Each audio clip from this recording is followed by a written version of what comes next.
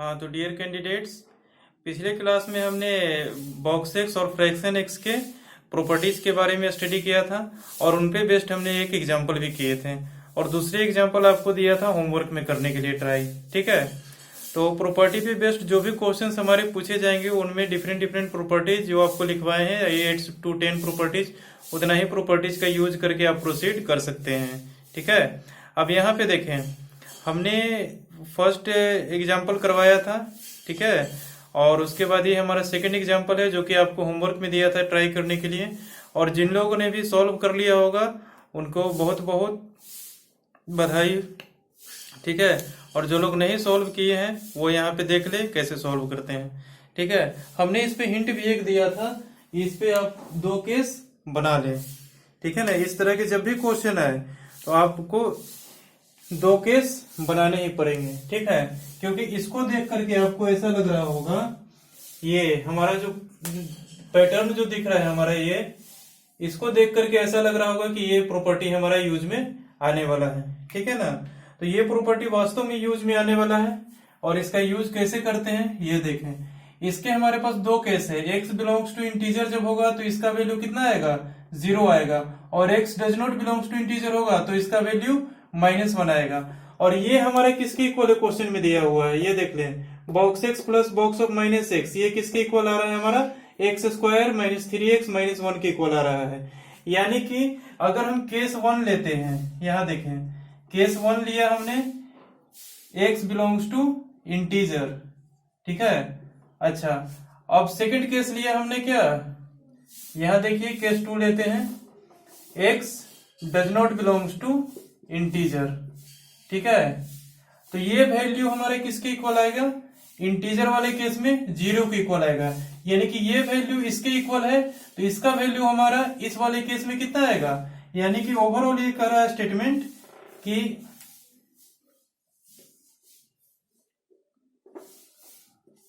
Overall हमारा ये statement बोल रहा है x² - 3x - 1, इसका वैल्यू हमारे इंटीजर वाले केस में 0 आएगा, और इंटीजर जब नहीं है उस वाले केस में इसका वैल्यू कितना आएगा, -1 आएगा। ठीक है, तो पहला केस हमने मान लिया कि x हमारा इंटीजर होगा, दूसरा केस मान लिया x हमारा इंटीजर नहीं होगा। ठीक है, अब दोनों केस को आपस में सॉल्व कर लेते हैं। यहां से x की क्या वैल्यू जा रही है ये देख लेते हैं। तो इसको सॉल्व करने के लिए हमको करना पड़ेगा, इसमें डिस्क्रिमिनेंट वाले मेथड यूज करने पड़ेंगे। ठीक है ना, यहां से x की वैल्यू आएगी। ठीक है, तो डिस्क्रिमिनेंट वाले मेथड पे हम इसको सॉल्व करेंगे। ठीक है, तो इसको डिस्क्रिमिनेंट वाले मेथड पे सॉल्व करना होगा तो सबसे पहले d फाइंड आउट कर लेते हैं। d हमारा होगा b² -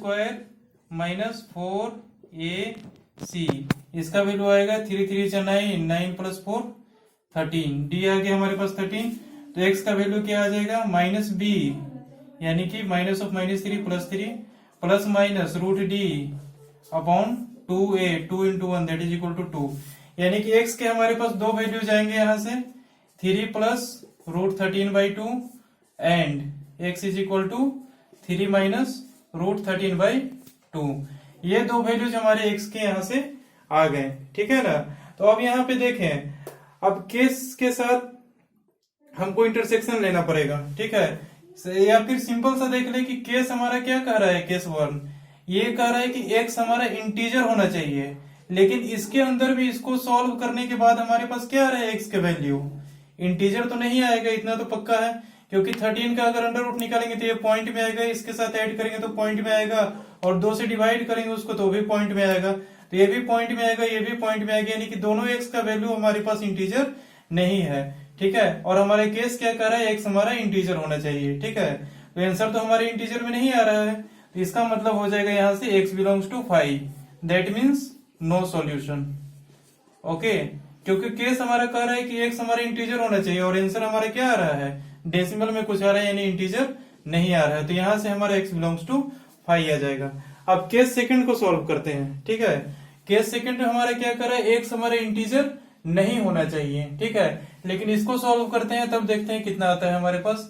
इसको सॉल्व करेंगे, x² - 3x -1 इधर आएगा तो +2 हो जाएगा, +2, ये +1, ये -1 इधर आएगा तो +1 हो जाएगा, सॉरी ये हमारा -1 होगा, ये आ जाएगा तो इधर हो जाएगा हमारा +1 इज इक्वल टू 0, और ये हो जाएगा हमारे पास 0, तो फाइनली हमारे पास बन जाएगा x² - 3x is equal to 0, यानी x into x - 3 is equal to 0। यहाँ से दो वैल्यूज आ जाएंगे x के, x is equal to 0 and x is equal to 3। ठीक है, अब देखें यहाँ से तो हमारा x बिलोंग्स टू 5 आ गया, ठीक है, क्योंकि हमने केस लिया था इंटीजर और हमारे पास आंसर इंटीजर नहीं आ रहे थे। और यहाँ हमने केस क्या लिया, x does not belongs to integer, x हमारे इंटीजर नहीं होना चाहिए, लेकिन यहाँ हमारा आंसर क्या आ रहा है, x इज इक्वल टू 0 और x इज इक्वल टू 3, जो कि हमारा दोनों का है इंटीजर है। ठीक है, तो हमारे पास फाइनल क्या हो जाएगा, यहाँ से भी हमारे पास नो सॉल्यूशन आ जाएगा। ठीक है, ऐसा कोई सॉल्यूशन नहीं है x का जो कि हमारा इंटीजर नहीं होगा। तो यहाँ से भी x बिलोंग्स टू 5, यहाँ से भी x बिलोंग्स टू 5। ठीक है, यानी कि ये क्वांटिटी इसके इक्वल कभी भी नहीं हो सकता है। ठीक है, x का कोई वैल्यू नहीं है जो इस क्वांटिटी को इसके इक्वल कर दे। ठीक है ना, तो इस तरह से इस तरह के इक्वेशन को सॉल्व करते हैं। अगर हमारे पास वैल्यू x के कुछ आते जो कि हमारा इस केस में आ रहे होते तो वो आंसर में हमारे इंक्लूडेड हो जाते। ठीक है, लेकिन केस हमारा कुछ और कर रहा है, आंसर कुछ और आ रहा है, यहाँ भी केस हमारा कुछ और कर रहा है, आंसर कुछ और आ रहा है। ठीक है, तो हमारे पास पॉसिबिलिटी खत्म हो जाती है, ओवरऑल आंसर हमारा हो जाएगा x बिलोंग्स टू 5। और अगर दोनों ही आंसर अगर एक्सेप्टेबल हो जाए दोनों ही केस में, तो ध्यान रखिएगा यहाँ पर हमेशा क्या लेना होगा, यूनियन लेना होगा। ठीक है, इंटरसेक्शन कभी भी नहीं लीजिएगा। इंटरसेक्शन इसलिए नहीं लीजिएगा कि दोनों केस हमारा साथ में पॉसिबल नहीं है कि x इंटीजर है भी या x इंटीजर नहीं भी है, x या तो इंटीजर होगा या तो इंटीजर नहीं होगा। ठीक है, दोनों एक साथ पॉसिबल नहीं है कि x इंटीजर होगा भी और x इंटीजर नहीं भी होगा, इसलिए हमारा यूनियन लिया जाता है, या तो ये आंसर होगा या तो ये आंसर होगा। लेकिन यहाँ पर क्या है कि दोनों ही केस में हमारे 5 आ रहे हैं, मीन्स नो सॉल्यूशन आ रहे हैं, तो यहाँ से ओवरऑल आंसर हम x बिलोंग्स टू 5 लिख सकते हैं। ठीक है ना, तो इस तरह से इस क्वेश्चन को सॉल्व कर सकते हैं। ठीक है, इनको नोट डाउन कर लें, फिर बताते हैं आपको अगला टाइप कि किस टाइप से क्वेश्चन पूछे जा सकते हैं। तो डियर कैंडिडेट्स, देखें हमारा नेक्स्ट एग्जांपल। इस एग्जांपल में आपको करना क्या है ये देख लें। सबसे पहले हमको गिवन क्या है ये देखें। सबसे पहले कि गिवन क्या है, हमारे पास ये इक्वेशन गिवन है। ठीक है, ये इक्वेशन क्या है हमारा, box x plus box y is equal to 2। इसको यहाँ पे सॉल्व नहीं करना है, ठीक है ना, सॉल्व करना है लेकिन उस तरह से सॉल्व नहीं करना है जो भी हमने बताया आपको। ठीक है, इसमें कुछ और पूछ रहा है। ठीक है, x के वैल्यूज नहीं पूछ रहे हैं, कुछ और ही पूछ रहा है। इस पे हमारे पास दो केसेस दे दिए हैं। ठीक है ना, दो केस क्या दिए हैं हमारे पास, x is greater than equal to 0 और दूसरा केस क्या दिया हुआ है, y is greater than equal to 0। ठीक है ना, इक्वेशन हमारा ये दिया हुआ है और कंडीशन हमारा ये दिया हुआ है, x पॉजिटिव होना चाहिए इक्वल टू 0, y हमारा पॉजिटिव और equal to 0। Then find the area of graph bounded by given equation. ठीक है, अगर आप बॉक्स x का ग्राफ बनाना चाहते हैं, ठीक है, तो आपको integer to integer infinite times case बनाने पड़ेंगे। मतलब पहला केस बनाना पड़ेगा आपको 0 से लेके 1 के बीच में, दूसरा केस बनाना पड़ेगा 1 से 2, फिर 2 से 3, फिर 3 से 4, फिर 4 से 5, फिर 5 से 6, ऐसे ही करके आपको इन्फिनिटी तक केस बनाने पड़ेंगे। ठीक है, तो आपको क्वेश्चन में ऐसा कुछ वहां पे पकड़ना होगा, ठीक है, कि बहुत सारे केस बनाने से अपन बच जाए। ठीक है, तो ऐसा क्वेश्चन आपको देगा ही नहीं कि आपको इनफाइनाइट 1000 केस बने उसमें। ठीक है, बनने को तो लाखों बन सकते हैं, लेकिन क्वेश्चन आपको इस टाइप से ही देंगे। ठीक है, कि 3 या 4 केस से ज्यादा पॉसिबल उसमें नहीं होगा। बस आपको क्वेश्चन में ये पकड़ना पड़ेगा, ठीक है, कि कितने केस हमारे बन सकते हैं। ठीक है, बाकी सब डिसगार्ड हो जाएंगे ऑटोमेटिकली। ऐसा ही कुछ इस क्वेश्चन में भी होने वाला है। ठीक है, ये मैं बता रहा हूँ।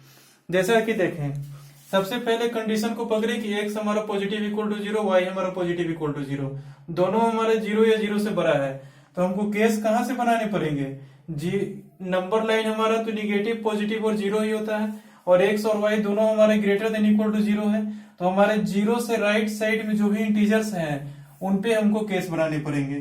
तो इस तरह के जब भी क्वेश्चन आए, ठीक है, तो सबसे पहले क्या करना होगा, integer to integer, integer to integer हमको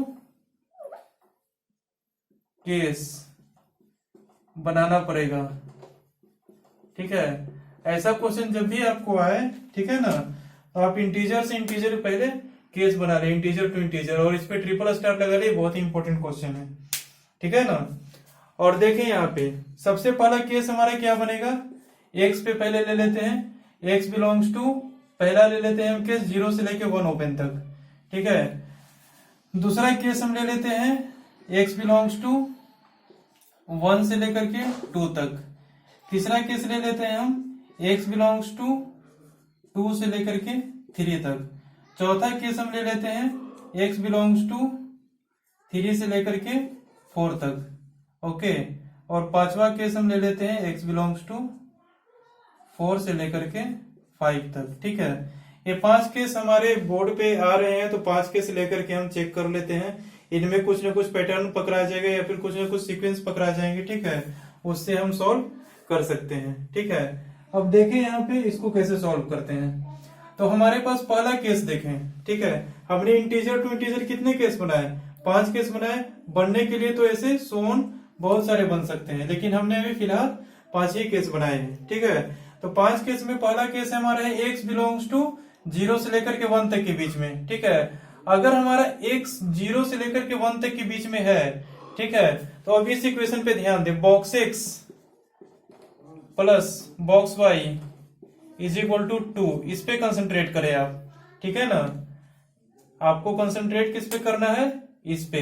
ठीक है, कि अगर हमारे पास x का वैल्यू 0 से लेकर के 1 तक के बीच में है, तो उसका अगर हम बॉक्स निकालेंगे, ठीक है, यानी कि x हमारा 0 से लेकर 1 तक के बीच में है, तो बॉक्स x का वैल्यू कितना हो जाएगा, 0 होगा, क्योंकि 0 से 1 तक के बीच में कोई सा भी नंबर लेंगे उसका बॉक्स कितना आएगा, 0 आएगा। ठीक है, तो x अगर हमारा 0 से 1 तक के बीच में है तो उसका बॉक्स 0 आएगा, इसलिए बॉक्स x का वैल्यू यहाँ पे 0 होगा। प्लस बॉक्स y के बारे में हमको कुछ आइडिया नहीं है, इज इक्वल टू 2। ठीक है, तो यहां से फाइनली हमारे पास इक्वेशन क्या आ गया, box of y is equal to 2 minus 0 that is equal to 2। ठीक है, यहां से हमारा बॉक्स y का वैल्यू 2 आ गया। अगर बॉक्स y का वैल्यू हमारे पास 2 है, किसी भी इंटीजर किसी भी नंबर का बॉक्स हमारा 2 आ रहा है, तो वो नंबर कहां से कहां तक होगा, ये आपको तो पता ही होगा, y बिलोंग्स टू कहां से कहां तक लिख दें, 2 से लेकर के 3 तक के बीच में, क्योंकि 2 से लेकर के 3 तक के बीच में कोई भी नंबर लेंगे उसका बॉक्स हमारा 2 आएगा। हमने स्टार्टिंग में ही बताया था इस तरह के क्वेश्चन को सॉल्व करने के लिए box of x is equal to 3 को कैसे सॉल्व करते हैं, box of y is equal to 2 को कैसे सॉल्व करते हैं। ठीक है, तो बॉक्स ऑफ y का वैल्यू अगर 2 है तो y हमारा आ जाएगा 2 से लेकर के 3 तक के बीच में। ठीक है, उसी प्रकार यहां देख लें, अगर हमारा x 1 से लेकर के 2 तक के बीच में है, तो उसपे बॉक्स x का वैल्यू कितना आ जाएगा, 1 आ जाएगा। ठीक है, 1 plus box y is equal to 2, that implies box y is equal to कितना हो जाएगा, 2 minus 1 that is equal to 1, that implies y कहां से कहां तक होगा, 1 से लेकर के 2 तक के बीच में। ठीक है, क्योंकि अगर हमारा बॉक्स y का वैल्यू 1 आ रहा है, तो y हमारा कहां से कहां तक होगा, 1 से लेकर के 2 तक के बीच में होगा। ठीक है, अब यहाँ पर देखिए तीसरा केस में, तीसरा केस हमारा कह रहा है x बिलोंग्स टू 2 to 3। ठीक है, तो 2 से लेकर के 3 तक का बॉक्स कितना आएगा हमारा, x हमारा 2 से लेकर 3 तक है, तो बॉक्स x का वैल्यू कितना आएगा हमारे पास, 2 आएगा, क्योंकि 2 से 3 तक के बीच में कोई भी नंबर लेंगे उसका बॉक्स हमारे पास 2 आएगा। और हमारे पास बॉक्स y के बारे में कोई आइडिया नहीं है, तो बॉक्स y को ऐसे ही छोड़ दिया, is equal to 2, that implies हमारे पास हो जाएगा box y is equal to यहां से 2 minus 2 that is equal to 0। तो x हमारा y हमारा कहां से कहां तक होगा, 0 से लेकर के 1 तक के बीच में। ठीक है, क्योंकि अगर हमारा box y is equal to 0 आ रहा है, तो y हमारा कहां से कहां तक होगा, 0 से लेकर के 1 तक के बीच में, उसका बॉक्स हमारे पास 0 आएगा। अब फोर्थ केस पे देखें क्या हो रहा है। फोर्थ केस पे हमारे पास लगता है कुछ पैटर्न चेंज होगा। ठीक है, हमको तो ऐसा लग रहा है, लेकिन हम देख ले कि पैटर्न चेंज होता है या नहीं होता है। 3 से लेकर के 4 तक के बीच में हमारा x का वैल्यू है। ठीक है, इसका बॉक्स कितना आएगा हमारे पास, 3 आएगा, 3 plus box y is equal to कितना है हमारे पास दिया हुआ 2, दैट इंप्लाइज क्या हो जाएगा, box y is equal to 2 minus 3 that is equal to -1। अगर किसी भी नंबर का बॉक्स हमारा -1 आ रहा है, ठीक है, तो वो नंबर हमारा कहां से कहां तक होगा, y बिलोंग्स टू -1 से लेकर के 0 तक।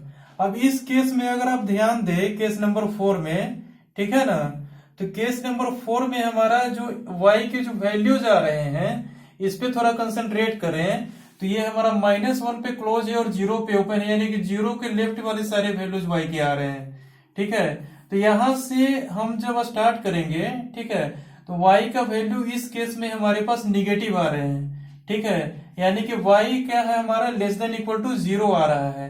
लेकिन क्वेश्चन में क्या कंडीशन दिया है, y is greater than equal to 0, ठीक है ना। तो y हमारे ग्रेटर देन इक्वल टू 0 वाला जो कंडीशन दिया हुआ है क्वेश्चन में वो इसमें हमारा सेटिस्फाई नहीं कर रहा है, क्योंकि y हमारा क्या है निगेटिव और इक्वल टू 0 आ रहा है, ठीक है ना। तो इस कंडीशन में हम इस केस को डिसकार्ड कर सकते हैं, ठीक है, क्योंकि ये केस हमारा पॉसिबल नहीं होगा, ठीक है। और ये केस भी पॉसिबल नहीं होगा क्योंकि पैटर्न अगर आपको पकड़ में आ रहा होगा, ठीक है, तो ये देखिए 1 से 2 आया, फिर 0 से लेकर के 1 आया, फिर -1 से लेकर 0 आएगा, अगला बार क्या आएगा हमारा -2 से लेकर -1 तक आ जाएगा, फिर ऐसे निगेटिव में आगे की ओर चलता जाएगा। आगे जितना भी केस हम इधर लेंगे तो आगे वाला जितना भी केस आएगा डी नंबर, ई नंबर, एफ नंबर, जो भी केस आएगा सारे डिस्कार्ड होते जाएंगे। हमारे पास कौन कौन से केस पॉसिबल होंगे, बस यही 3 केस पॉसिबल होंगे, ठीक है। और ये 3 केस से पहले अगर हम 0 1 लिए हैं एक्स का इंटरवल, ये अगर हम -1 से 0 नहीं ले सकते हैं क्योंकि एक्स भी हमारा क्या है पॉजिटिव और इक्वल टू 0 दिया हुआ है, ठीक है। तो हमारे पास जो एक्स और वाई की कंडीशन दी हुई है उनके आधार पे हमारे पास 3 ही केस का पॉसिबिलिटी है, ठीक है।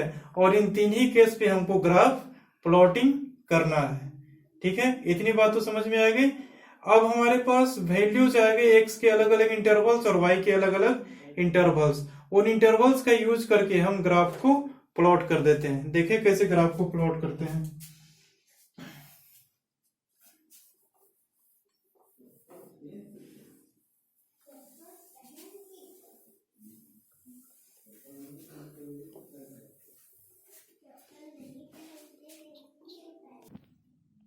अब तो हमारे पास एक्स और वाई के डिफरेंट डिफरेंट इंटरवल्स और वैल्यूज आ चुके हैं।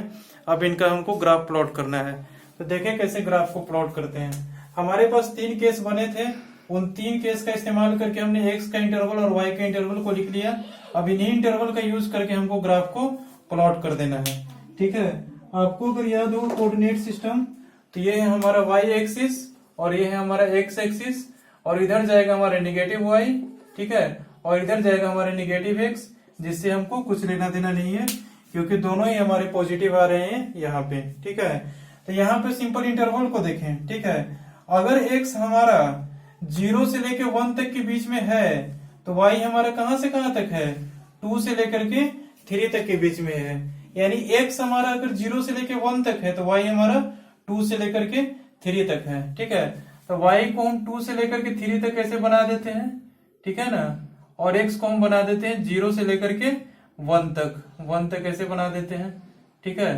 तो ये हमारा एक बॉक्स बन गया, ठीक है, ये हमारा हो गया एक बॉक्स, ठीक है। ये हमारा ग्राफ हो गया 0 से लेकर के 1 एक्स का वैल्यू और वाई का वैल्यू हमारा 2 से लेकर के 3 तक, ठीक है। और दूसरा देखें हमारे इंटरवल क्या कर रहा है 1 से लेकर 2 तक अगर एक्स है तो वाई हमारा 1 से लेकर के 2 तक, ठीक है। एक्स हमारा अगर 1 से लेकर के 2 तक है तो वाई भी हमारा 1 से लेकर के 2 तक है। तो इसका बन जाएगा हमारा ऐसा कुछ, ऐसा बनेगा, ठीक है। और ये लाइन यहाँ पे ऐसा बनेगा, ठीक है। तो ये नीचे वाला लाइन इरेज हो जाएगा, ठीक है ना। तो ये हमारा बॉक्स कुछ इस टाइप से बनेगा। एक्स भी हमारा 1 से लेकर के 2 तक के बीच में आ गया और वाई भी हमारा 1 से लेकर के 2 तक के बीच में आ गया, ठीक है। तो ये पहला बॉक्स बना हमारा, ये दूसरा बॉक्स। अब तीसरा बॉक्स कैसे बनेगा, एक्स हमारा अगर 2 से 3 तक है तो वाई हमारा 0 से लेकर 1 तक है। एक्स हमारा 2 से लेकर के 3 तक प्लॉट कर देते हैं, ठीक है ना, और एक्स वाई हमारा 0 से लेकर 1 तक। तो ऐसे यहाँ पे ये एक स्क्वायर बन जाएगा, ठीक है ना। अब देखें हमारे पास ग्राफ कुछ इस टाइप का बना हमारा बॉक्स एक्स का, ठीक है ना, ग्रेटेस्ट इंटीजर फंक्शन का, ठीक है। और ग्रेटेस्ट इंटीजर फंक्शन हमेशा ग्रेटेस्ट इंटीजर फंक्शन ही होगा, ठीक है, यानी कि वो हमेशा इंटीजर ही होगा। लेकिन हमने एक्स का इंटरवल और वाई के इंटरवल के बेस पे हमको इस इक्वेशन का ग्राफ बनाना था जो कि हमने प्लॉट कर दिया। अब इसको क्या करना है, एरिया निकालना है। ठीक है, तो एरिया कैसे निकालेंगे, हमको पता है ये 1 यूनिट है जो किसके इक्वल है, ये 1 यूनिट के इक्वल है। ठीक है, तो यहां से लेकर के यहां तक कितना यूनिट आ रहा है एक्स का, ये हमारा 1 यूनिट है।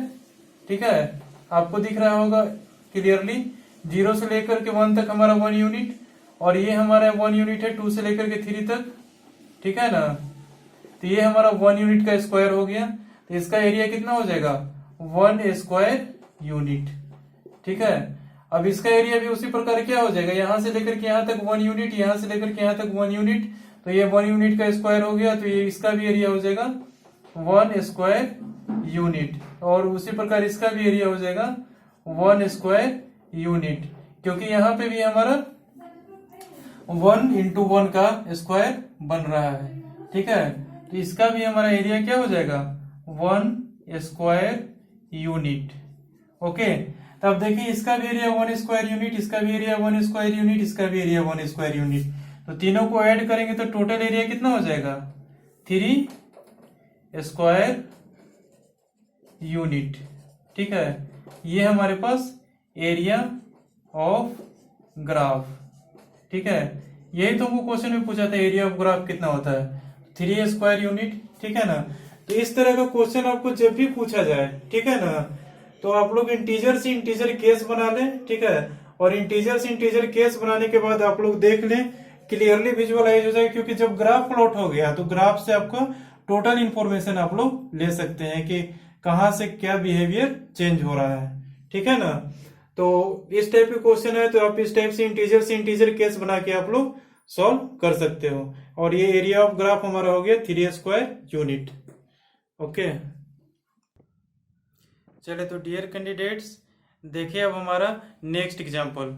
हमने अभी तक बताया है कि उसके इक्वेशन को किस तरह से सॉल्व करते हैं और ग्राफ हम किस तरह से प्लॉट करते हैं अगर उस टाइप का आ जाए तो। अब तीसरा टाइप देखिए, आपको इस टाइप का भी क्वेश्चन कहीं पे देखने को मिल सकता है। एक जगह हमारे पास बॉक्स एक्स है और दूसरे में हमारा फ्रैक्शनल ऑफ -x है जिसका वैल्यू हमारा 2x है, इसमें हमको x का वैल्यू निकालना है। ठीक है ना, तो हमेशा ध्यान रखिएगा कि बॉक्स एक्स और फ्रैक्शनल एक्स का कहीं भी क्वेश्चन आए इस टाइप का तो 2 केस आपको फॉर्म करने ही पड़ेंगे। ठीक है, पहला केस फॉर्म बनाना पड़ेगा x बिलोंग्स टू इंटीजर, और दूसरा केस बनाना पड़ेगा हमारा x does not belongs to integer. ठीक है, क्योंकि संभावना भी यही है, प्रोबेबिलिटी भी हमारा यही है। ठीक है, कि x हमारा या तो इंटीजर होगा या तो हमारा इंटीजर नहीं होगा, या किसी भी रियल नंबर को हम कैसे लिख सकते हैं, या तो हमारा वो इंटीजर होगा नहीं तो इंटीजर प्लस कुछ डेसिमल होगा। ठीक है, तो उस केस में हमारा does not belongs to integer और इस केस में हमारा इंटीजर। ठीक है, तो x पे हम 2 केस आसानी से बना सकते हैं, या तो इंटीजर होगा या तो हमारा इंटीजर नहीं होगा। ठीक है, तो जब हमारा x इंटीजर है उस केस में बॉक्स एक्स का वैल्यू क्या आ जाएगा, x ही आ जाएगा। ठीक है, अब हमको सॉल्व करना है किसको, इसको box X plus fractional of -x is equal to 2x। ठीक है, इसका सॉल्यूशन हमारा इस केस में करना है, तो इस केस में करते हैं इसका सॉल्यूशन। ठीक है ना, तो क्या हो जाएगा हमारे पास, बॉक्स एक्स का वैल्यू यहाँ पे x हो जाएगा। ठीक है, प्लस फ्रैक्शनल ऑफ -x। ठीक है, इसका वैल्यू कितना हो जाएगा, अगर हमारे पास x इंटीजर है, ठीक है, तो हमारा उसका कोई फ्रैक्शनल पार्ट ही नहीं होगा जो कि हमारा 0 होगा। ठीक है, और वो इंटीजर हमारा माइनस में भी लिखा हुआ है तो भी उसका फ्रैक्शनल पार्ट हमारा क्या होगा, 0 होगा। तो x plus 0 is equal to क्या हो जाएगा हमारे पास, 2x।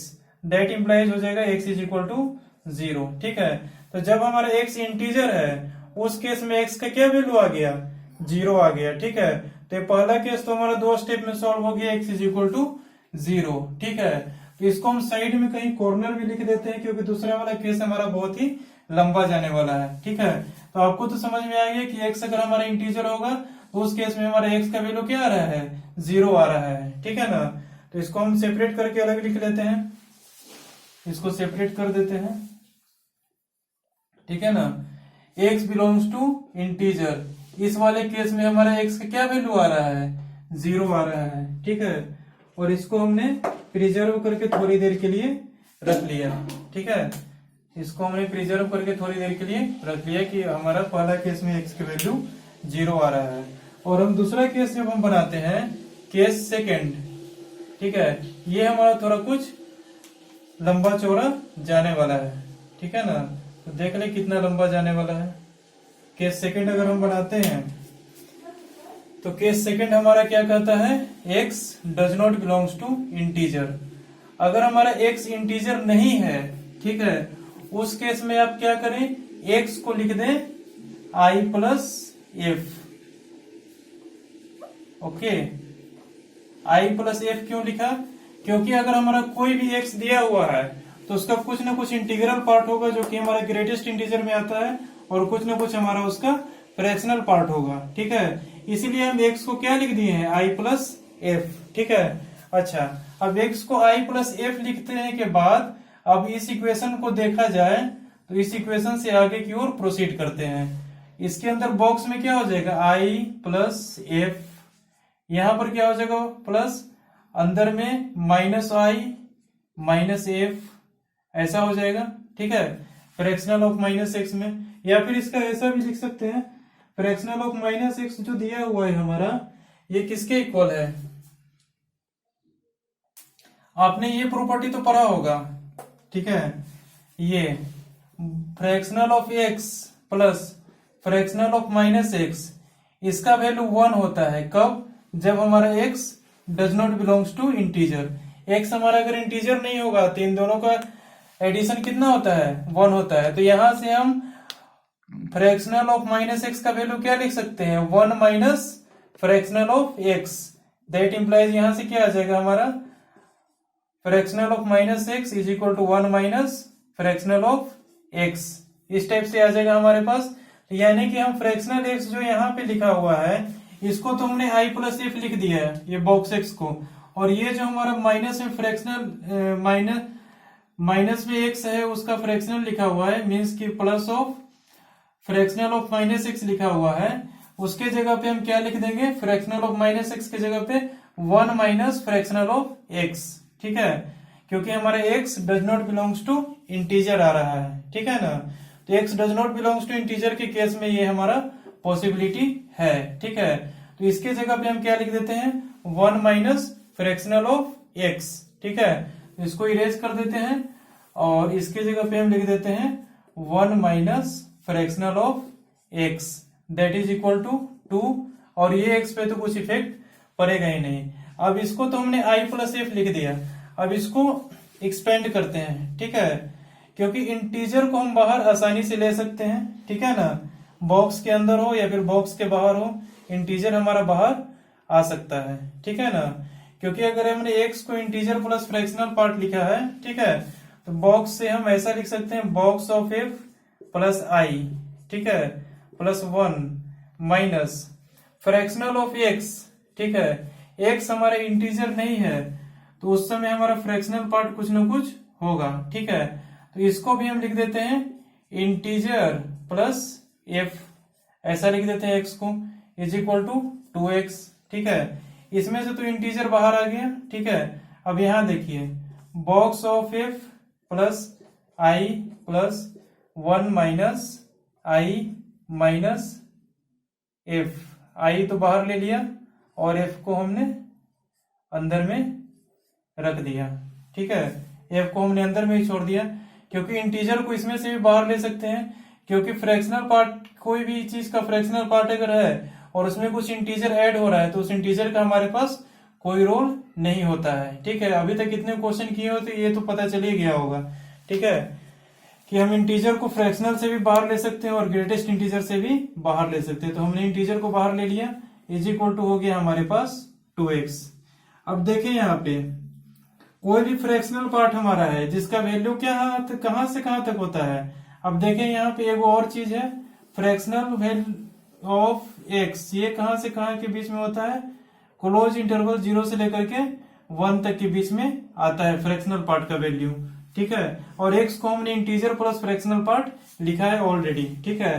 तो बॉक्स ऑफ फ्रैक्शनल पार्ट, ठीक है, कोई भी फ्रैक्शनल पार्ट है हमारा जो कि हमारा 0 से लेके 1 तक के बीच में होगा, ठीक है। तो इसका क्या वैल्यू आ जाएगा हमारे पास 0 प्लस, क्यों 0 आएगा, क्योंकि बॉक्स ऑफ फ्रैक्शनल पार्ट हमेशा 0 होता है, प्लस ये हो जाएगा इंटीजर प्लस 1 माइनस इंटीजर और माइनस ये हो जाएगा फ्रैक्शनल पार्ट, ठीक है।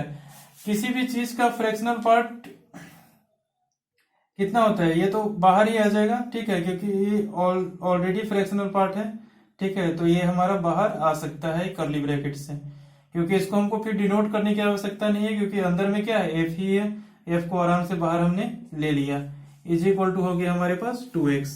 अब यहाँ पे देखिए क्या क्या तिक्रमबाजी राइज होती है, ये हमारा प्लस में इंटीजर है, ये कैंसिल, माइनस में इंटीजर कैंसिल, ठीक है। अब यहाँ पर क्या क्या बच गया हमारे पास, जीरो का कोई रोल नहीं है, 1 minus F is equal to 2x बच गया, ठीक है।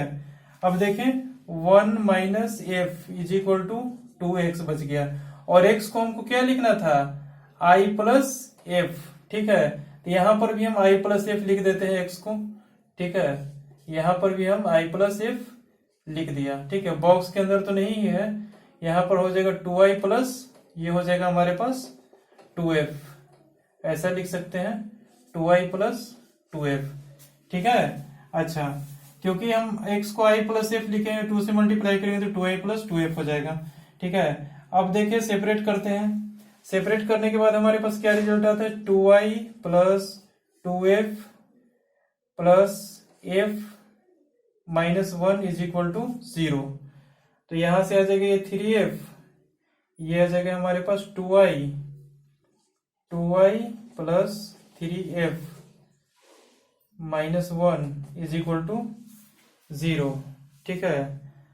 और फिर हम ऐसा लिख सकते हैं, i का वैल्यू हमको f के टर्म्स में लिखना होगा, ठीक है, यानी f का वैल्यू हमको i के टर्म्स में लिखना होगा, तो कैसे लिखेंगे, 3f को हमको उस साइड भेजना पड़ेगा जो कि माइनस में 3f हमारा आएगा, ठीक है, तो ये हो जाएगा हमारे पास 2i minus 1 is equal to minus 3f, तो f इज इक्वल टू यहां से क्या आ जाएगा हमारे पास, 2i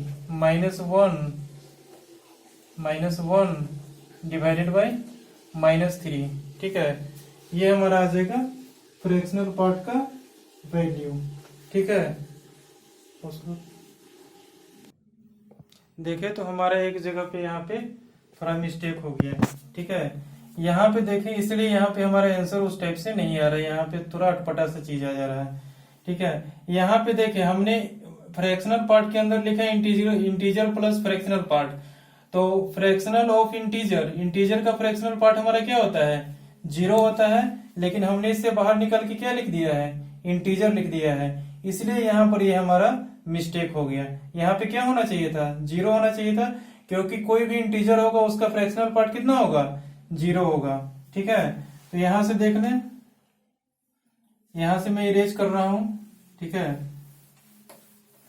अब देखें ये इसका वैल्यू यहाँ पे क्या हो जाएगा, 0 हो जाएगा, ठीक है, क्योंकि ये हमारा इस टाइप से टूटेगा, i प्लस f इस टाइप से टूटेगा, ठीक है, तो इसका कुछ ना कुछ फ्रैक्शनल पार्ट होगा जिसको कि हम f सिंगल लिख सकते हैं, ठीक है, और इसका हमारे पास इंटीजर का फ्रैक्शनल पार्ट क्या हो जाएगा, 0 हो जाएगा, तो 0 और यहाँ माइनस से बाहर में मल्टीप्लाई है तो -0 और यहाँ माइनस ऑफ f हो जाएगा, ठीक है। अच्छा, आप लोगों को तो इतनी बात समझ में आ गई, ठीक है ना। और अब देखें यहाँ पे fractional part, box of fractional part, कोई भी फ्रैक्शनल पार्ट हमारा कहां से कहां तक होता है, 0 से लेकर के 1 तक का, यानी कि 0 से लेकर 1 तक का बॉक्स हमेशा क्या आएगा, 0 आएगा, तो इसका तो वैल्यू 0 हो जाएगा, और प्लस ये हमारा इंटीजर है, इंटीजर ही रह जाएगा, प्लस 1 और यहाँ माइनस f हो जाएगा इज इक्वल टू 2, और x को हम यहाँ से लिख रहे हैं i प्लस एफ, ठीक है। अब यहां से देखें ये क्या हो जाएगा, i plus 1 minus F is equal to 2i plus 2f, okay.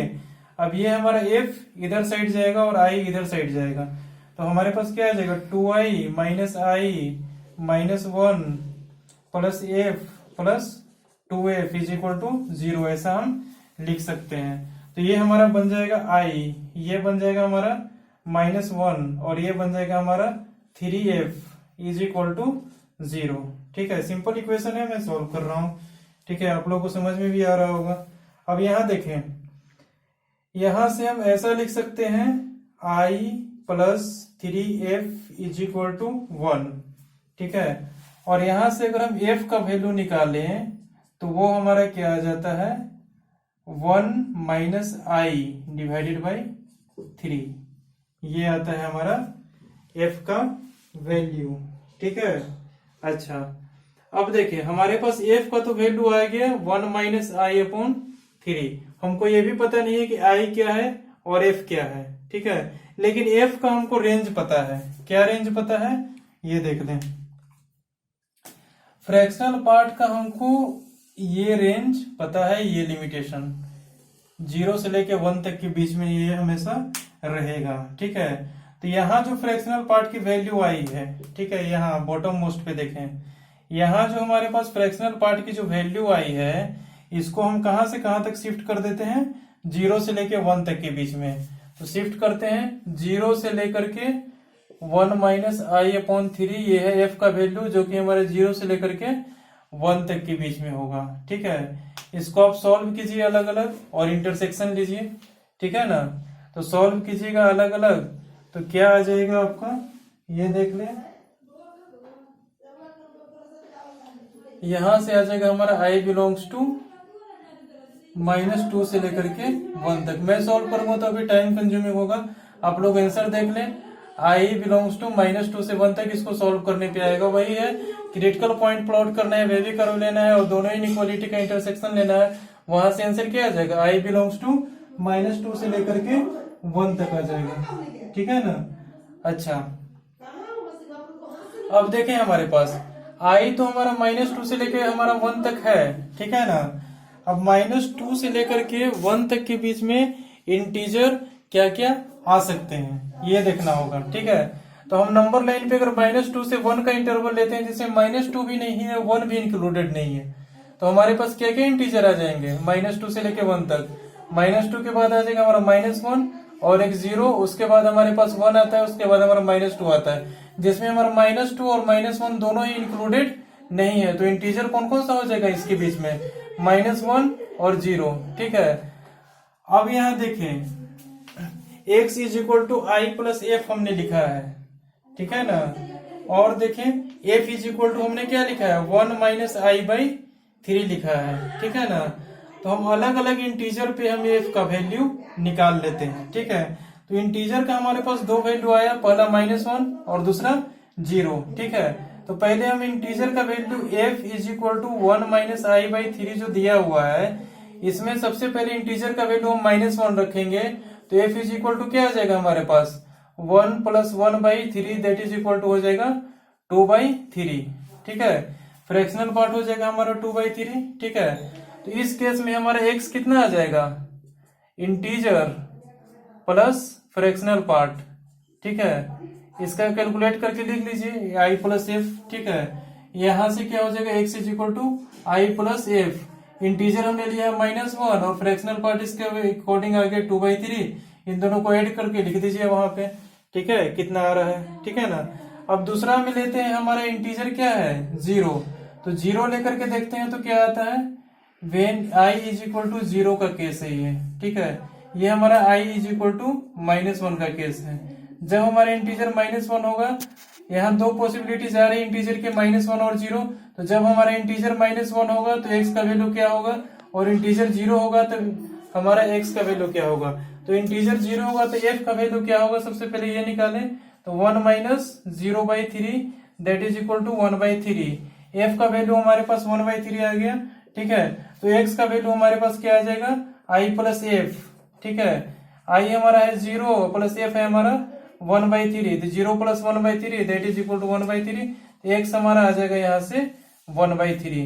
अब यहाँ इसको भी कैलकुलेट करने कितना आ रहा है, 2/3 -1। ठीक है, एलसीएम लीजिए, 2 - 3 दैट इज इक्वल टू -1/3। ठीक है, तो यहाँ से x इज इक्वल टू -1/3 आ गया। ठीक है, x इज इक्वल टू -1/3 आ गया यहाँ से। ठीक है, और यहाँ से हमारा x इज इक्वल टू 1/3 आ रहा है। तो फाइनल आंसर हम क्या लिख सकते हैं, x इज इक्वल टू -1/3 और 1/3, यही दो वैल्यूज हमारे x के पॉसिबल हैं। ठीक है, तो बस फाइनल आंसर हमारा यही हो जाएगा।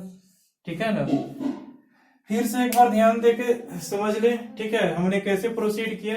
सबसे पहले तो इस तरह के क्वेश्चन है तो दो केस बना ले, x belongs to integer and x does not belongs to, sorry एक आंसर हमने मिसिंग कर दिया, केस 1 का भी तो आंसर आ रहा था हमारा x इज इक्वल टू 0, इसको भी तो हमको लेना पड़ेगा ना जब x बिलोंग्स टू इंटीजर है। ठीक है, तो यहाँ पे हमारा x इज इक्वल टू 0 भी एक आंसर में हमारा इंक्लूडेड हो जाएगा। तो इतना -1/3 या फिर 0 और 1/3, 3x के वैल्यूज हमारे पास आ जाएंगे इसमें। ठीक है, केस 1 का हमको ध्यान ही नहीं रहा। ठीक है, केस 1 को अभी आपको चेक करना होगा कि उस पर कितना वैल्यू आ रहा है। ठीक है ना, तो केस 1 से हमारे पास 0 आ गया, केस 2 से -1/3 और 1/3 आ गया। ठीक है ना, और यहाँ देखें कि स्टार्टिंग से फिर से समझ ले, दो केस बनाए, x belongs to integer, x does not belongs to integer. जब x हमारा इंटीजर होगा तो बिल्कुल आसानी से सॉल्व हो जाएगा 2 स्टेप में। हर क्वेश्चन में यही होगा, x अगर इंटीजर होगा तो 2 स्टेप में सॉल्व हो जाएगा। जब x हमारा इंटीजर नहीं है उस केस में आप x को क्या मान ले, इंटीजर प्लस फ्रैक्शन, क्योंकि हर एक इंटीजर को, ठीक है, हर एक नंबर को का कुछ ना कुछ इंटीग्रल पार्ट होता है, कुछ ना कुछ फ्रैक्शनल पार्ट होता है। तो इंटीग्रल पार्ट को i मान लिया, फ्रैक्शनल पार्ट को f मान लिया, दोनों को ऐड कर देंगे तो x हमारा आ जाएगा। तो x को i प्लस f पुट करके इस तरह से आगे की ओर प्रोसीड करें। यहाँ पर एक प्रॉपर्टी लग रहा था, उस प्रॉपर्टी को हमने लगाया। ठीक है, उसके बाद i और f में इक्वेशन आ गया, f का वैल्यू हमने i के टर्म्स में निकाल लिया। ठीक है, और हमारे f का हमको तो पता है कि कहां से कहां तक लाई करता है, 0 से लेके 1 तक हमेशा रहता है f का वैल्यू। ठीक है, तो इसको हमने 0 से 1 के बीच रख के चेक कर लिया कि फिर इसकी इनइक्वालिटी को सॉल्व करके फिर चेक कर लिया कि i का इंटरवल कहां से कहां तक आ रहा है। फाइनली i का इंटरवल हमारा -2 से लेकर के 1 तक के बीच में आया। ठीक है, तो -2 से लेकर 1 तक के बीच में कौन कौन से इंटीजर आ रहे हैं, तो -1 और 0 आ रहे हैं। ठीक है, और जब -1 और 0 आ रहे हैं तो सबसे पहले इंटीजर को -1 रखा और दूसरे बार इंटीजर को हमने 0 रखा। ठीक है, फिर दोनों को आपस में फ्रैक्शनल पार्ट निकाल लिया, i का वैल्यू रख के पहला बार i का -1 रखा, उसके बाद उसका फ्रैक्शनल पार्ट निकाला, फिर दूसरे में हम i को 0 रखा, उसके बाद उसका फ्रैक्शनल पार्ट निकाला। ठीक है, ऐसे ही करके हमने इंटीजर और फ्रैक्शनल पार्ट दोनों निकाल लिया। फिर x का वैल्यू हम अलग अलग केस के लिए, इसके लिए हमने x का वैल्यू निकाल लिया, फिर इसके लिए x का वैल्यू निकाल लिया। तो x का हमारे पास 2 वैल्यू आ गया, 1/3 और -1/3, और पहला केस से हमारा 0 आ रहा था, तो तीनों वैल्यूज हमारे x के सिचुएशन के अकॉर्डिंग आ गए। ठीक है, तो x इज इक्वल टू -1/3, 0 और 1/3 तीनों ही आंसर हमारे हो जाएंगे। ठीक है, ये तो आपको नॉर्मल मेथड हुआ सॉल्व करने के लिए। ठीक है, इस पे भी आप ट्रिपल स्टार लगा सकते हैं। ठीक है, ये भी हमारा बहुत ही इंपॉर्टेंट क्वेश्चन है। ठीक है ना, और इस पे इन पे बेस्ड आपके कई तरह के क्वेश्चंस पूछे जा सकते हैं, थोड़ा बहुत इधर उधर घुमा भी दे सकता है, लेकिन आपका नॉर्मल मेथड, जनरल मेथड आपका यही है प्रोसीड करने का। ठीक है, आप लोग को प्रोसीड इसी तरह से करना है। सबसे पहले 2 केस सपोज करने हैं, उसके बाद x को i प्लस f पुट करना है सेकंड वाले केस में, फर्स्ट वाले केस तो 2-3 से स्टेप में सॉल्व हो जाएंगे। ठीक है, तो इस टाइप के क्वेश्चन मिले तो आप लोग इस तरह से प्रोसीड कर सकते हो। ठीक है, फिर इनको नोट डाउन कर ले, और बाकी एग्जाम्पल्स हम करेंगे अब अगले क्लास में। ठीक है, क्योंकि अब हमारे पास टाइम नहीं बचा है। ठीक है ना, और बाकी 1-2-3 एग्जाम्पल्स और हैं, उसको हम अगले क्लास में सॉल्व सीखेंगे। उसके बाद हम पढ़ेंगे ग्राफ। ठीक है, मेनली हमको सीखना है कि किस तरह से बॉक्स एक्स और फ्रैक्शन एक्स के क्वेश्चन आ सकते हैं और हम किस तरह से प्रोसीड कर सकते हैं।